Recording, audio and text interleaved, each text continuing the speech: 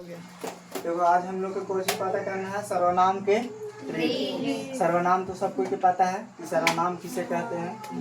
संज्ञा के बदले में प्रयोग होने वाला शब्द को कहते हैं। सर्वनाम के कितना भेद होता है? 6 गो।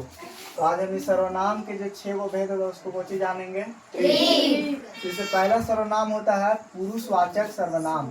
पुरुषवाचक सर्वनाम में कौन कौन आता है? मैं, हम, तुम, वह। पुरुषवाचक सर्वनाम में क्या क्या आता है? मैं, हम, तुम, वह। अब आगे निश्चयवाचक सर्वनाम। निश्चयवाचक सर्वनाम में कौन सा आता है? यह, वह। तुमसे अगर परीक्षा में सवाल पूछेगा यह कौन सा सर्वनाम है, जैसे पूछेगा यह लड़का है, निम्नांकित शब्द में से यह कौन सा सर्वनाम है? कौन सर्वनाम है? निश्चयवाचक। आगे अनिश्चयवाचक सर्वनाम। अनिश्चयवाचक सर्वनाम में कुछ आता है? कुछ आता है। सबसे ज्यादा अगर एग्जाम में पूछा जाता है तो यही दोनों में से पूछा जाता है।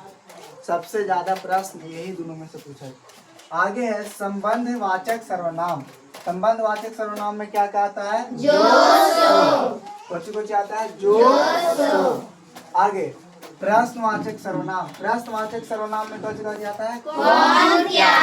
प्रश्नवाचक सर्वनाम में कौन, क्या। आगे है निजवाचक सर्वनाम। निजवाचक सर्वनाम में स्वयं और आप। निजवाचक सर्वनाम में स्वयं और आप। जैसे मतलब अपना बारे में बोलेंगे ना, मैं अपने आप ही चला जाऊंगा, तो कौन सा सर्वनाम हो जाएगा? निजवाचक। मैं अपने आप, अपने आप मतलब स्वयं होगा ना, तो ये कौन अति में हो जाएगा? निजवाचक। अब है हिंदी में सर्वनाम की संख्या कितना होता है? 11। सर्वनाम की संख्या कितना होता है? 11 होता है। कौन कौन होता है? मैं,